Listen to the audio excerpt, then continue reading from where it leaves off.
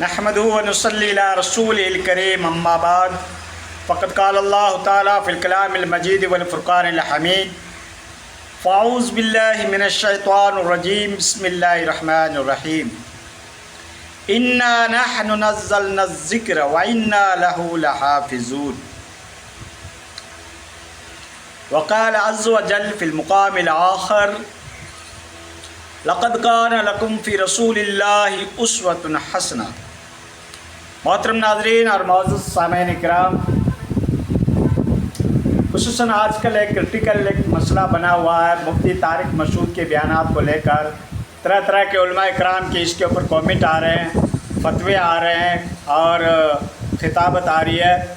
تو بندے نے بھی سمجھا کہ اس مسئلے کو جہاں تک میرا دماغ کام کرتا ہے، میرا علمی سطح کام کرتی ہے، وہاں تک اس مسئلے کو ایکسپلینیشن کرنے کی میں بھی کوشش کروں۔ تو دوستو، مفتی طارق مشہود نے اس سے رجوع کر لیا ہے الحمدللہ، لیکن آدمی جتنا اونچائی کے اوپر چڑھتا ہے اس کا اسٹیٹس بڑھتا ہے، اور کبھی وہ اپنے شہرت کی بنا کے اوپر، کبھی وہ اپنی دولت کی بنا کے اوپر، کبھی وہ اپنے فالوورز کے تعداد کو دے کر کچھ ایسی باتیں کہہ دیتا ہے جو کیا لاجک نہیں ہوتی ہے، اتھینٹک نہیں ہوتی ہے۔ تو مفتی صاحب سے بھی مس ہینڈلنگ ہوئی کلام پاک کی آیات کو لے کر یا نبی کی شان کو لے کر۔ چند ایک باتیں جو انہوں نے کہی، حالانکہ ان کے کہنے کا مقصد یہ تھا، کلام پاک کی تعریف ہی کرنے کا تھا، ہمارے نبی صلی اللہ علیہ وسلم کی شان اقدس کو بیان کرنے کا ہی مقصد تھا۔ معاذ اللہ ان کے دل و دماغ کے اندر کبھی یہ خطرہ بھی نہیں گزر سکتا کہ وہ نبی کی توہین کو معاذ اللہ بیان کرے یا کلام پاک کے اندر کوئی غلطیاں نکالنے کی کوشش کرے، جس کا ذمہ خود اللہ رب العزت نے لے لیا ہے۔ کلام پاک کس کا ہے اور کہاں سے آیا؟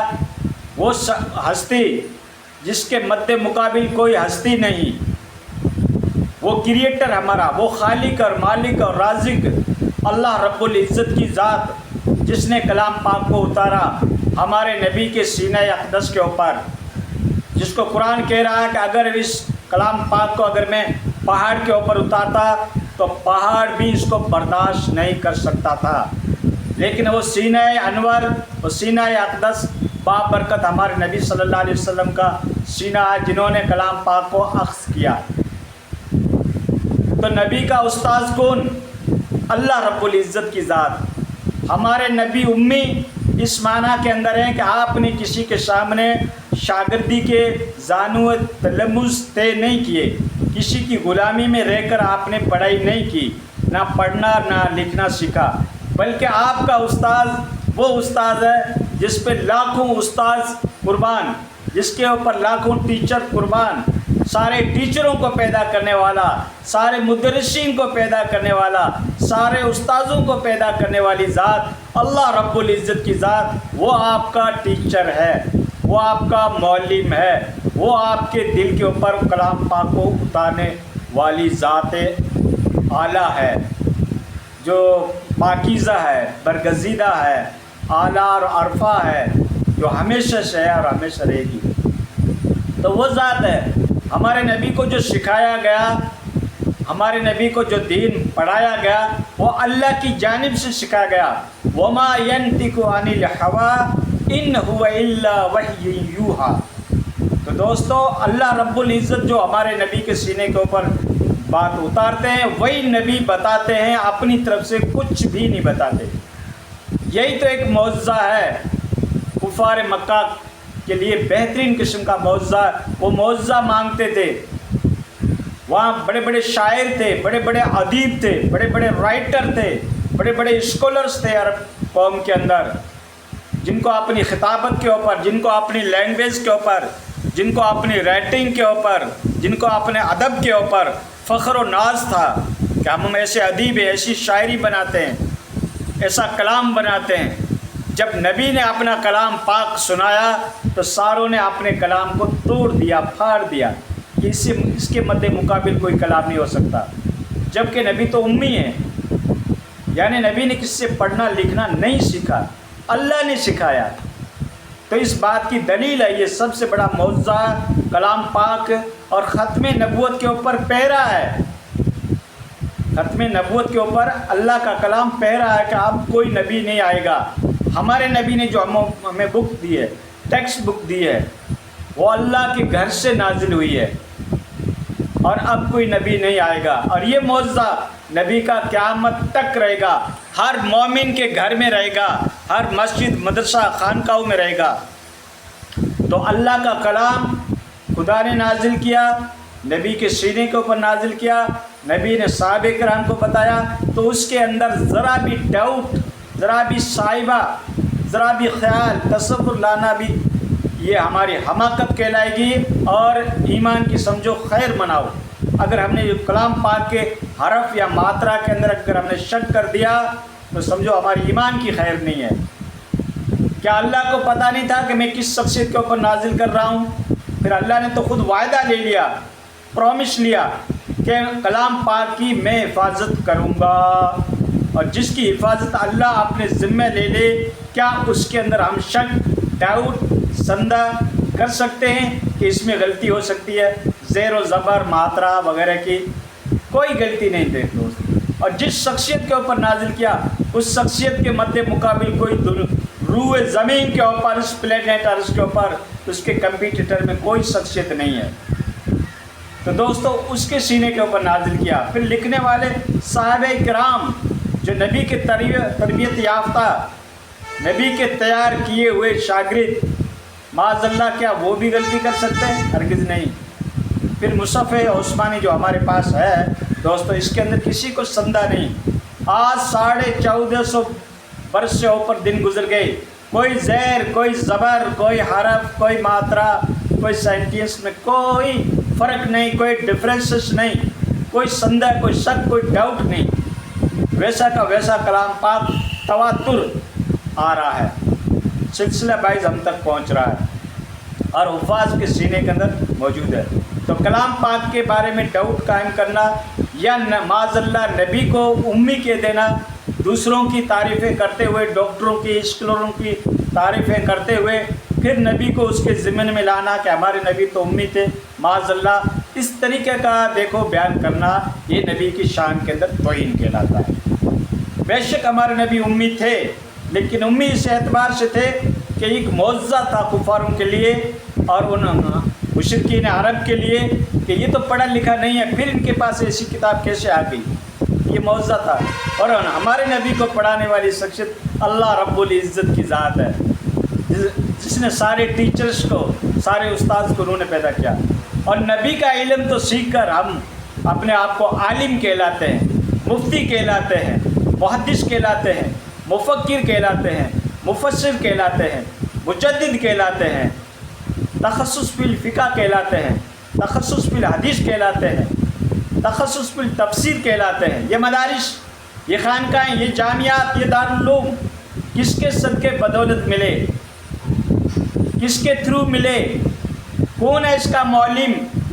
کون ہے اس کا موجد؟ کہاں سے یہ مدرسوں کا سلسلہ چل پڑا؟ یہ علم، یہ تعلیم، یہ لرننگ، یہ ٹیچنگ کہاں سے ہمیں ملی؟ نبی کے صدقے بدولت ملی.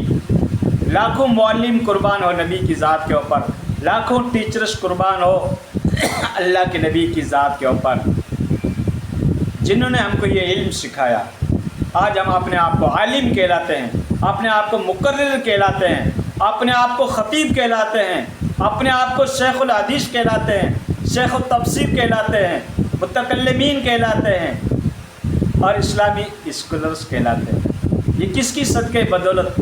ہمارے نبی صلی اللہ علیہ وسلم کے صدقے بدولت. تو دوستو ہماری نبی کی تو وہ شان ہے، ہم کیا اس کو امی کے لقب سے ذکر کریں گے؟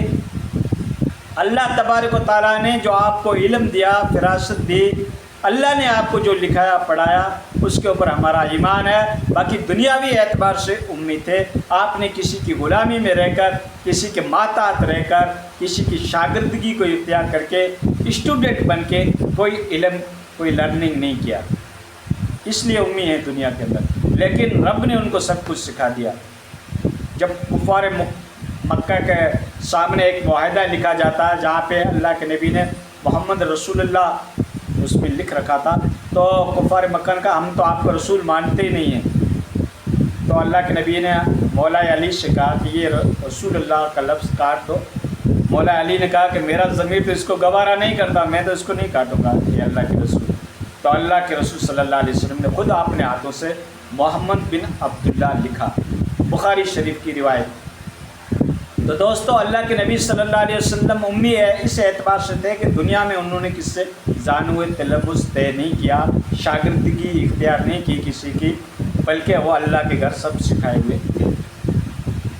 تو دوستو یہ ہے کلام پاک کی اہمیت میں کتنی آپ کو بتاؤں، کتنا اسلام کے اوپر اتار اور چڑھاؤ آئے، نصیب و فراز آئے، تاتاریوں کا فتنہ آیا اور بنو امیہ کی بدماشیاں چلی، اس طریقے سے سلطنت عثمانیہ کے اندر کتنے فتنے عروج کے اوپر چڑھے، اور کس طریقے سے یورپ اور فرانس کی طرف سے اسلام کے اوپر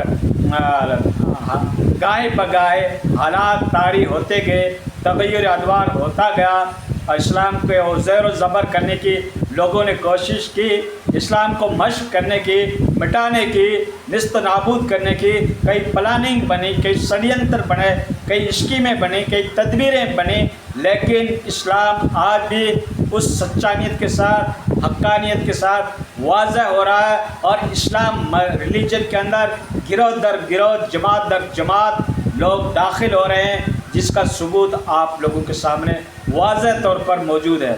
تو دوستو مذہب اسلام کو نہ کوئی زیر و زبر کر سکا ہے، نہ کوئی کر سکتا ہے، یہ اس اسپرنگ کی طرح ہے، جتنا اس کو دباؤ گے اتنا یہ تیزی کے ساتھ ابھر کر تمہارے سامنے آئے گا۔ تو قرآن کے اوپر سندہ کرنا، شک کرنا، ڈاؤٹ کرنا، یا اللہ کے نبی کی ذات کے اوپر توہین آمیز کوئی الفاظ استعمال کرنا، دوستو یہ ایمان کی خیر منانے کے مترادف ہوگا۔ ٹھیک ہے، اپنے ایمان کی تجدید کرو، توبہ کرو۔ اگر اس کے بارے میں کچھ کلمات نکل گئے، جذبات میں آ کر زبان سلیپ ہو جاتی ہے، کبھی کبھی بڑوں سے غلطیاں ہو جاتی ہے، لیکن اس کے اوپر مصر رہنا اور یہ کہنا کہ اس کی پھر صفائی پیش کرنا، اس پہ دلائل پیش کرنا، یہ دیکھو ایمان کی خیر منانے کے مترادف ہوتا ہے۔ غلطی ہو جائے اس کو جلدی ایکسیپٹ کر لیا کرو، خاص کر نبی کی شان کے اندر یا قرآن کی شان کے اندر۔ محمد ببخشد گنہگار حق را، ولی حق نہ بخشد خطائے محمد۔ اللہ کے نبی صلی اللہ علیہ وسلم اللہ سے سفارش کرا کے اگر اللہ کے احکام آپ نے توڑ رکھے یا چھوڑ رکھے تو نبی معاف کرا سکتے ہیں، لیکن نبی کی شان کے اندر اگر آپ نے ذرہ برابر بھی گستاخی کر رکھی ہے، اللہ کی ذات اس کو نہیں معاف کرے گی، نہیں معاف کرے گی، صلی اللہ علیہ وسلم۔